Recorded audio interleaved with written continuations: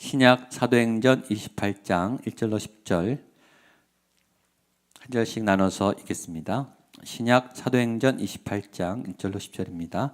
우리가 구조된 후에 안즉 그 섬은 멜리데라 하더라. 원주민들이 우리에게 특별한 동정을 하여 불을 피워 우리를 다 바울이 나무 한 묶음을 거두어 불에 넣으니 뜨거움으로 말미암아 독사가 나와서 그 손을 물고 있는지라.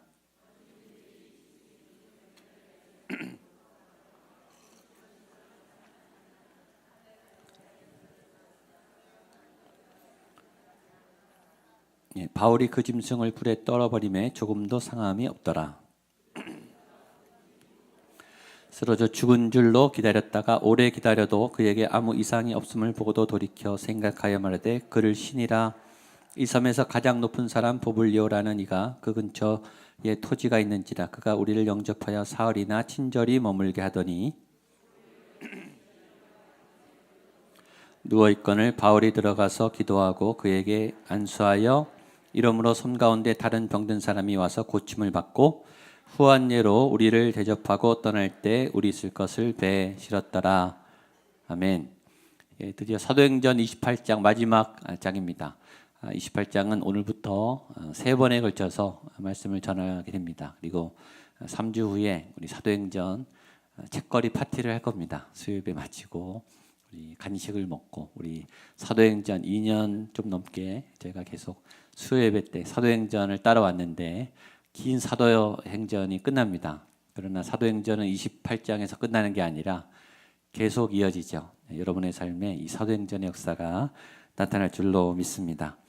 28장까지 오는 바울의 그 행적은 만만하지가 않았습니다. 이 바울이 이제 마지막 로마를 향해 가는 이 마지막 항해에도 유라굴로 광풍이 불었죠.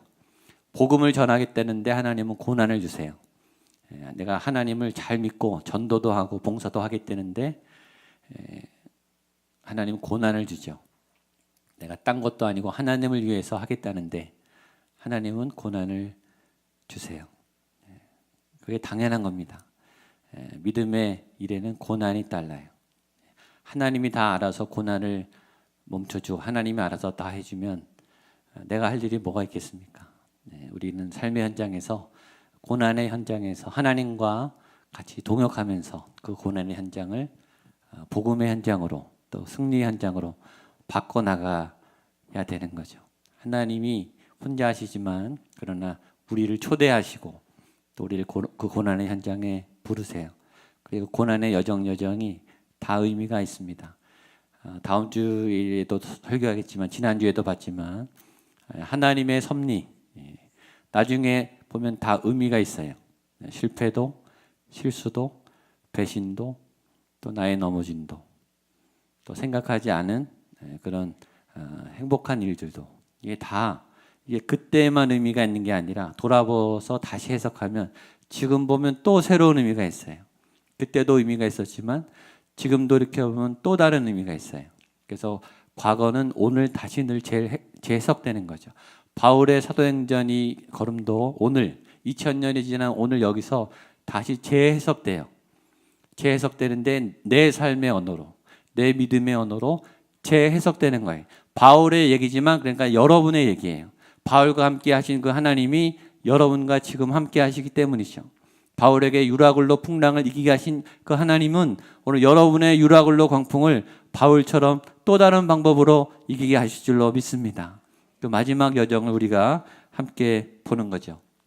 유라굴로 광풍에서도 살아났음에도 바울이 마지막에 이 배에 내리기 전에 죽을 뻔했어요. 다 죽이자. 우리가 죄수들이 탈출하니까 죽여야 된다. 근데 백부장이 바울을 막아줘서 이제 드디어 이 배는 파손했고 그러나 276명의 모든 선원들과 또 죄수들까지 한 명도 죽지 않고 바울의 예언대로 다 살았습니다. 오늘은 그 멜리데 섬에 파손한 그 내용입니다. 우리 1절 말씀을 같이 한번 보겠습니다. 1절입니다. 시작. 우리가 구조된 후에 안즉 그 섬은 멜리데라 하더라. 처음에는 풍랑에서 바다에서 표류하다가 암초에 부딪히고 제발 살아만 나라. 어느 섬이든 육지에만 걸려라. 그래서 일단 육지에 왔어요. 모르는 섬에 도착했어요. 근데 그 섬을 나중에 알았더니 멜리데라 하더라. 우리가 경험할 때는, 풍랑이 올 때는 이 사건이 처음에 잘 뭔지 모르죠. 이게 좋은 것도 긴장을 하게 돼요. 좋은 게 아닐 수 있죠. 또 나쁜 게 아닐 수 있어요. 잘 몰라요. 우리는 그냥 정신없이 파도와 싸우고 살아남으려고 버둥거리고, 그리고 가까스로 섬에 안착하죠. 안착해 보니까 거기가 멜리데 섬이었더라. 그리고 거기에 또 다른 하나님의 계획이 있었던 거죠. 여러분, 우리가 경험을 먼저 해요. 그리고 경험은 내가 조작하거나 계획할 수도 있지만 내 마음대로 안 되죠. 일단 경험을 해. 하나님이 던지시는 그 인생의 그 경험의 현장에 오늘도 우리는 처음, 2016년 오늘이라고 하는 처음의 시간을 살아요. 내일은 또 처음의 날을 살겠죠. 세상에 우리가 조작하지 않은, 우리가 계획하지 않은, 계획표는 짜지만 매일매일 새로운 그 삶의 현장에 던져져요. 내일 무슨 일이 있을지는 아무도 몰라요. 그 다음에 그 경험을 한 다음에 우리는 해석을 하는 거죠. 아, 여기가 멜리데 섬이었구나. 태어나 보니까 우리 가족이 있는 거죠. 내가 골라서 태어난 게 아니잖아요. 목양교회를 다 알고 오는 분이 어디 있습니까? 와서 목양교회를 경험하는 거죠. 다 알고 오는 분이 어디 있어요? 그리고 이 안에서도 목양교회를 다 모르죠. 하면서 경험을 하는 거예요. 결혼을 다 알고 하는가? 배우자를 다 알고 결혼하는가? 다 알면 결혼 안 하죠.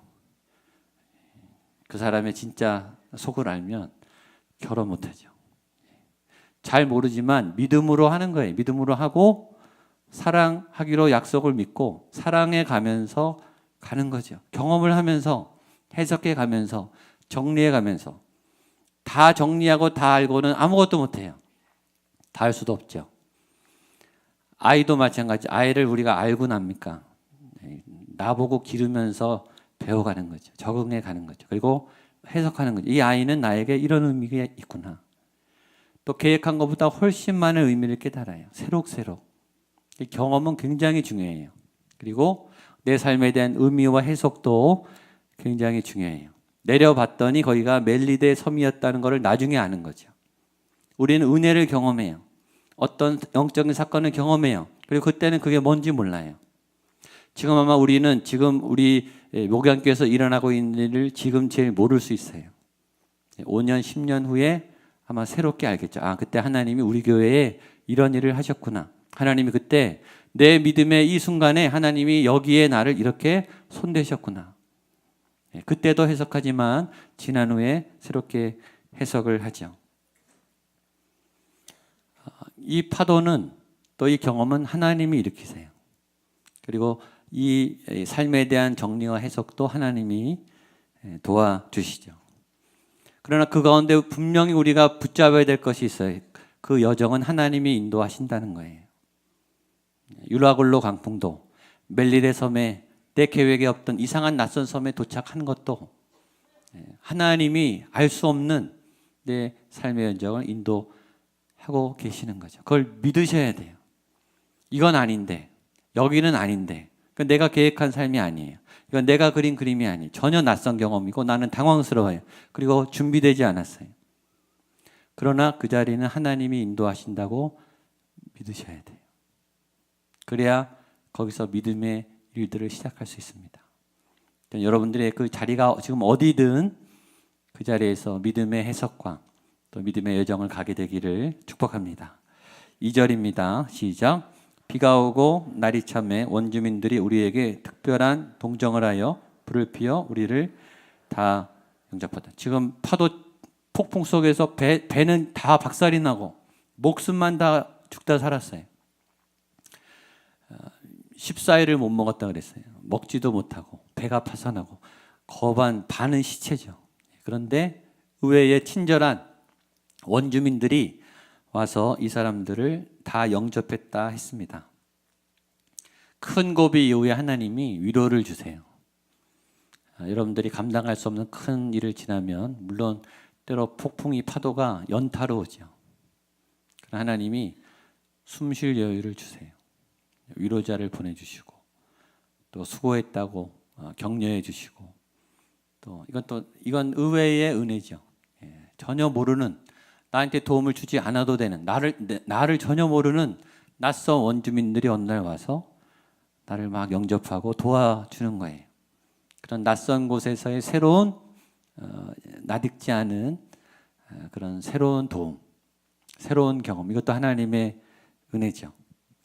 그런데 또 예상 밖의 사건이 생깁니다. 바울이 독사에 물립니다. 3절 말씀입니다. 시작.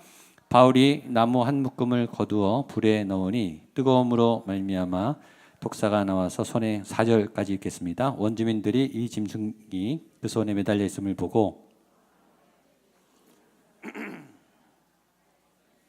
구조를 받았으나 공의가 그를 살지 못하게 함이로다 하더니. 삶은 참 안심할 수 없어요. 이게 잘 영접해서 이제 좀 쉬나보다 했는데 독사가 나와서 또 바울을 물어요. 바울은 참 불쌍해요. 무슨 이렇게 고생을 끝까지 이렇게 시키는지. 이런 각본은 안 쓰셔도 되는데 하나님이 그런 게 있죠. 하나님 이 각본은 좀 없어도 되는 거 아닙니까? 이 정도 고난은 좀 지나가면 되는 거 아닙니까? 굳이 이것까지 하실 필요는 없지 않습니까? 그런 기도가 나오죠. 근데 어떻게 하겠어요? 와서 무는데 물려야지 어떻게 하겠어요? 난데없이 전혀 엉뚱한 데 복병이 튀어나와서 독사가 물어요. 반갑지 않은 손님이죠. 안심하고 마음을 놓았는데 독사가 물어버려요. 이걸 보고서 이 원주민들이 놀라면서 저주를 선포합니다. 이 사람은 살인한 자로다. 바다에서 구조를 받았으나 공의가 그를 살지 못하게. 독사니까, 원주민들이 제일 잘해요. 독사니까 이 사람 죽었다 이거예요. 여기서 깨닫는 것은 우리의 성급한 판단이죠. 우리 현상을 보고 성급한 판단을 잘 내립니다. 단순한 증상을 보고 우리는 쉽게 판단해요. 우리는 쉽게 판단하고 쉽게 결론을 내리고 싶어하는 그런 악한 속성이 있어요. 좀 깊이 생각해야 되는데, 이 현상에 대해서 좀 깊이 고민해야 되는데, 또 어떤 분은 또 너무 고민하는 분도 있어요. 너무 고민해도 안 돼요. 그러나 너무 가볍게 봐도 안 되는 거죠. 낙인을 아예 찍어버려요. 너는 바보야. 너는 가망이 없어. 나는 안 돼. 나는 해도 소용이 없어. 이거는 이제 끝났어. 너는 환자야. 너는 못 고쳐. 너는 낙제야. 낙인을 찍어버려요. 그런 선포가 나가면 그게 저주가 돼요. 그래서 막 그 사람을 매이죠. 그리고 그 말이 박혀서 계속 나를 힘들게 해요. 그리고 그 안에 내가 갇혀버리죠. 저는 말로 저주하시면 안 됩니다. 자기를 자기가 저주하는 분이 있어요. 매일 자기를 암시. 나는 안 돼. 나는 안 돼. 무의식적으로 나는 해도 안 돼. 나는 못 벗어나. 난 여기서 맴돌 거야. 내 믿음은 이것뿐이야. 더 이상 할 수 없어. 나는 못 나가. 난 이렇게 살다가 그냥 마칠 거야. 여러분, 누가 거짓말을 여러분에게 합니까? 그 말을 누가 하는 거예요? 그 말을 믿지 마세요. 너무 쉬운 판단, 너무 쉬운 결론. 하나님은 가능성을 열어주세요. 뒤에 보면 알겠지만 독사를 물리게 한 것은 하나님의 계획이에요. 그러니까 간단히 보면 안 되는 거예요. 왜 독사를 물리게 하셨을까? 하나님 이런 건 안 해도 되잖아요. 이럴 필요까지는 없으시잖아요. 우리는 그렇게 나가죠. 하나님 이거는 내가 못하겠어. 이거는 감당 못하겠습니다. 이건 내 계획이 아니에요. 왜 독사가 나와서 물게 하십니까? 하나님 이러실 수는 없잖아요. 근데 거기에 하나님의 새로운 계획이 있었던 거예요. 그러니까 지혜는, 믿음은 상황을 쉽게 함부로 판단하지 않고 내 생각과 내 관점으로 결론 짓지 않아요. 내 생각으로 결론 짓는 죄는 굉장히 무서운 죄예요. 그건 하나님의 가능성을 부인하는 죄예요. 그 죄는 내 미래를 가두고 상대방의 미래를 가둬요. 그 말이 올무가 돼요. 전 여러분의 입술에서 그런 말이 안 나오게 되기를 축복합니다. 그 말을 막아야 돼요. 입을 틀어 막으세요. 자꾸 그 말을 해야 속 시원한 분이 있어요. 꼭 안 좋은 말, 꼭 저주 같은 말, 안 되는 말, 꼭 해서 공동체를 힘들게 하는 이상한 말을 해서 사람들을 속상하게 하는 분이 있어요. 그 입을 틀어 막으셔야 돼요. 성령의 능력으로 막아야 돼요. 부정적인 말, 저주의 말, 하나님의 가능성을 차단하는 말이기 때문에 그건 죄예요. 그런 말을 하시면 안 돼. 하나님이 무슨 생각으로, 하나님이 어떤 계획으로 어떻게 하실지 어떻게 알아요. 이 독사가 복이 됩니다. 보세요. 바로 그 다음에 상황이 뒤집어져요. 5절입니다. 시작. 바울이 그 짐승을 불에 떨어버림에 조금도 상함이 없더라. 독사가 물었어요. 아, 끝났다. 쟤 죽었다. 저 살인자구나. 하늘도 저 사람이 버렸네. 입방정을 떨었어요. 근데 바울이 멀쩡해요. 독사를 그냥 떨어버려요. 그리고 아무 일도 없어요. 죽어야 되는데, 아파야 되는데, 독이 퍼져서 바울이 시름시름 죽어야 되는데 안 죽어요. 그러니까 역전이 일어난 거예요. 독사를 이기는, 독을 이기는, 자연 법칙을 이기는 이 사람은 이제 초인이 된 거예요. 놀라움의 대상이 된 거예요. 그 원주민들의 주목의 대상이 된 거예요. 독에 물렸는데 독이 퍼지지 않아요. 이것이 하나님의 사람의 능력입니다. 이게 하나님의 계획인 거예요. 전 여러분에게 이 역사가 나타나기를 축복합니다. 독사에게는 물려요. 안 물리지는 않아요. 그러나 물리나 안 죽습니다. 고난은 와요. 여러분을 누군가 넘어뜨리려고 해요. 시도를 해요. 그런데 안 넘어져요. 그게 믿음이죠. 하나님은 그런 계획이 있는 거예요.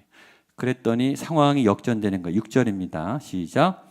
그들은 그가 붙든지 혹은 갑자기 쓰러져 죽을 줄로 기다렸다가 오래 기다려도 없음을 보고 돌이켜 생각하여 말하되 그를 신이라 하더라. 이게 또 방정이죠. 아까는 저 사람 죽었다. 저 사람 저주받은 사람이다 그랬다가 이제는 뭐라 그래요? 아, 신이구나. 얼마나 가볍습니까? 우리가 그렇다니까요. 한일 벌어지면 죽었구나. 아, 막으시는구나. 나는 안 되는구나. 또 되면 아, 할렐루야. 능치 못함이 전혀 없네. 또 막 또 저지르시고. 그렇게 하지 마십시오. 이 모습도 재밌지 않습니까? 원주민들이 바울이 독사에 물리니까 기다린 거 옆에서 그가 붙든지 갑자기 쓰러져 죽을 거를 이제 구경하러 온 거예요, 옆에서. 하나님을 믿는 저 사람이 언제 쓰러지나 보자. 사단이 구경하러 와요. 세상이 저 교회가 언제 무너지나 보자. 구경하러 와요. 그런데 놀라운 것은 안 죽어요. 끄떡도 없어요. 이게 하나님의 능력. 그러니까 세상은 놀라는 거예요. 음부의 권세가 이기지 못하리라. 무슨 독을 마시든지 해하지 않는다고 했습니다. 저는 이런 하나님의 능력이 여러분에게 부어지기를 축복합니다. 세상이 이 능력을 여러분의 모습 속에서 보기를 원합니다. 아, 저 사람은 하나님이 함께한다. 신과 같다. 아, 저 사람은 뭔가 다르다.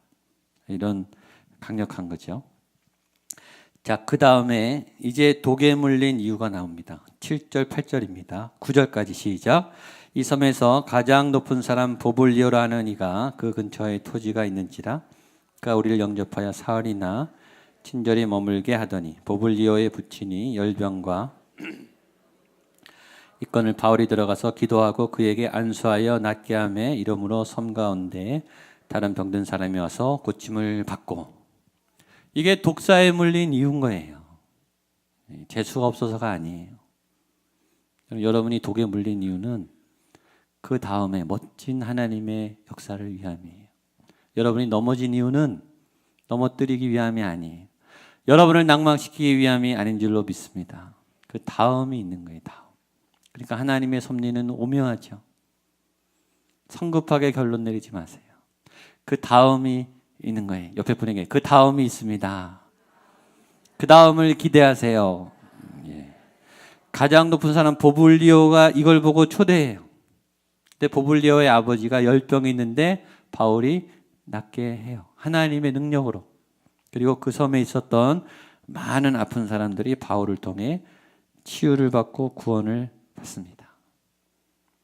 그러니까 그가 로마를 가고 있었지만 우연히 떨어진 멜리데 섬, 우연히 파손돼서 간 그 멜리데 섬에도 예비된 구원의 백성들이 있었던 거예요. 바울은 계획하지 않았죠. 바울은 꿈도 못 꿨어요. 파선당해서 죽는 줄 알았어요.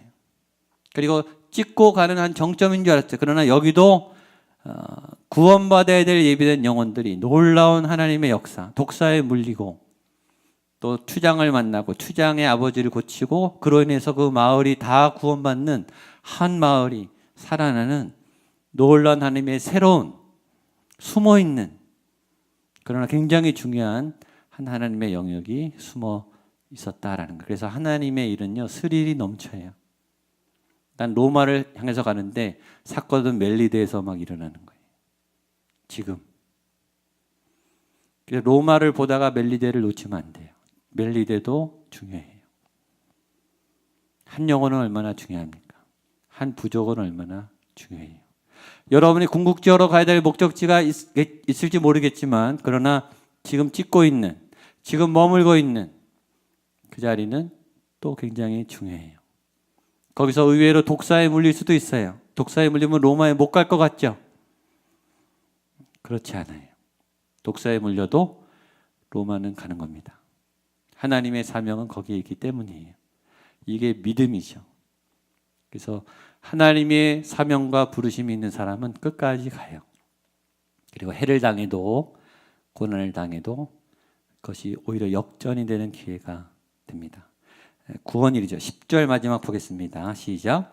후한예로 우리를 대접하고 떠날 때 우리 쓸 것을 배에 실었더라. 그래서 이 사람들이 바울의 후원자가 돼요.